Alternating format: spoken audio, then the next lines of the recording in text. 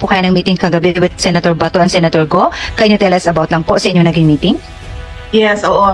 Kagabi na meron kaming dinner meeting ni Senator Bongo at ni Senator Bato de la Rosa. Pinag-usapan namin unang-una yung problema ni Senator Bato de la Rosa sa ICC.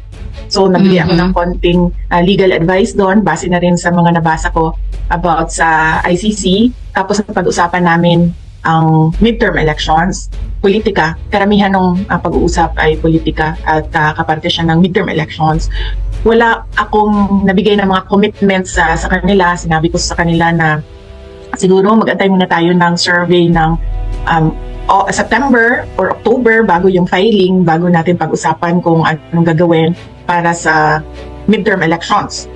At ang napagkasunduan lang namin doon is paniguraduhin at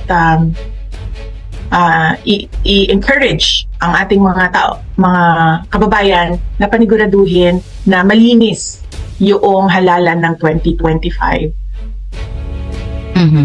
Malinis, Okay. ibig sabihin, walang pandadaya na mangyayari sa lahat ng mga positions, walang ma-disenfranchise ng mga voters, yung mga ganon. So, importante sa amin yon na magkaroon ng respeto ang lahat sa kung sino man yung mga pinili ng taong bayan.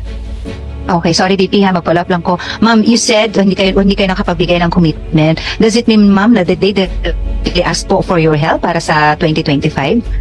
Yes, mayroong ganun na conversation na nangyari.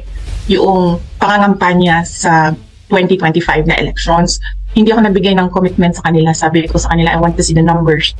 And I want to scan the political landscape. Sabi ko, kasi kailangan kasi niyan, pag nangampanya ka, ay meron kang entablado na tatayuan. Meron kang microphone na hihiramin doon sa lugar kung saan ka mangangampanya. Kailangan mo planuhin yan. So sinabihan ko sila, mag-meeting tayo ulit. Sabi ko, antayin natin ang numero, mag-meeting tayo ulit, pag-usapan natin kung anong pwedeng maitulong ko at anong pwedeng gawin natin.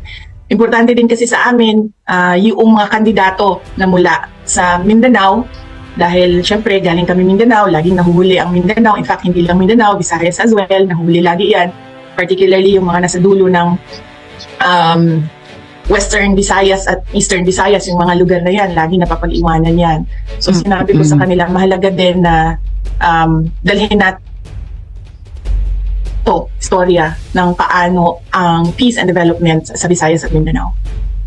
Ma'am, sorry. SMNI, sorry kapatid, bago ko ipasa sa'yo. Ma'am, what do you mean when you say antayin ang number? Are you referring to the ranking of the said candidates po? Si Senator Bato at Senator Bongo? Yes, opo. Sabi ko sa kanila, antayin natin ang surveys, tapos mag-meeting tayo ulit kapag nakikita natin ang numero ng mga surveys, tapos mag-meeting tayo ulit, pag-usapan natin kung paano ako makakatulong at kung ano ang pwedeng gawin naming tatlo para sa kampanya. Dahil sabi ko nga, mahalaga sa amin ang Visayas at Mindanao sa pagtutulak ng peace and development dito sa ating government. Ang motive dyan is very simple. Mababasa mo naman kaagad eh. Ang motibo dyan is perpetuation in power. To lahat ng threat sa power mo, sisirain mo talaga. It's very obvious. Sa lahat ng naririnig mo, nakikita mo na ginagawa, ang motibo dyan is ayaw ko na bumaba sa akin na ito forever. Kaya sirain ko kayo lahat. Wala akong pakialam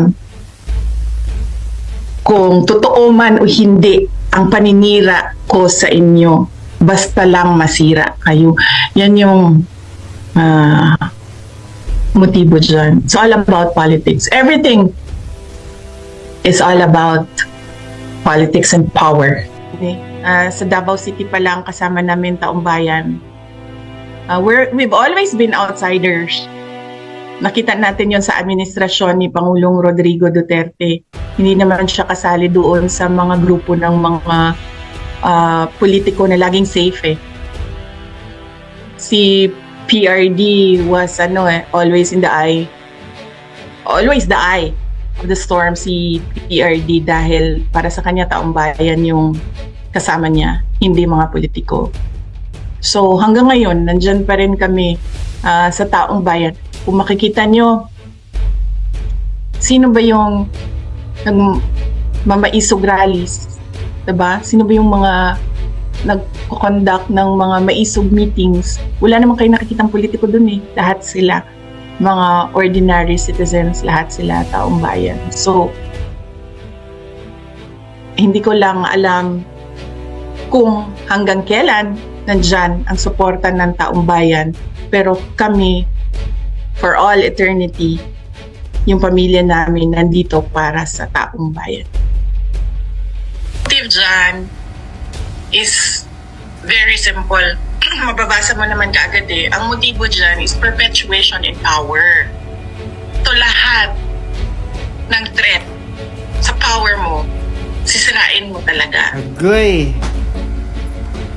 It's very obvious. Sa lahat ng naririnig mo, nakikita mo na ginagawa, ang motibo dyan is ayaw ko na bumaba sa akin na ito forever. Kaya sirain ko kayo lahat.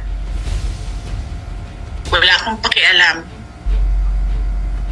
kung totoo man o hindi ang paninira ko sa inyo. Basta lang masira kayo. Yan yung motibo dyan. It's all about politics. Everything is all about politics and power. Kawawa ang VP Inday Sara. Talagang nagamit talaga si VP Inday Sara, mga lods, no? Kasi sa totoo lang, mga lods, si VP Inday Sara, kita mo naman, 1 year, talagang sumuporta siya kay President BBM. Talagang nagsunod-sunuran siya, di ba? Yung humility niya, siguro talagang hindi na makaya ni VP Inday Sara. Di ba? Hindi na niya maatim, no? Hindi na niya masikmura pa, no, ang mga nangyayari ngayon sa bansa natin. And tama yung sabi ni VP Inday Sara, no, mahalata mo ang isang politiko na hunger sa power and talagang gusto niyang manatili sa pwesto habang buhay. Pansinin nyo ngayon, di ba? Kumbaga, nang-re-recruit sila ng mga kaalyado, no? Pansinin nyo ngayon, di ba? Yung focus talaga, diba, isa sa focus ng administrasyon na to ay palakasin ang kanilang partido at palakasin ang kanilang alyansa. Kaya pasinin nyo, mga lods, diba, ngayon ang dami na nilang mga nare-recruit, no, from other, diba, from other partido, diba, talagang gusto nilang lumakas eh. And buti na lang kumalas na si VP Inday Sara, diba? Mas mabuti na yung mag-isa na lang si VP Inday Sara, 'di ba? At mag-focus na lang siya sa, 'di ba, sa kanyang mandato. Mas magiging productive pa siya at mas marami pa siyang matutulungan ng mga Pilipino.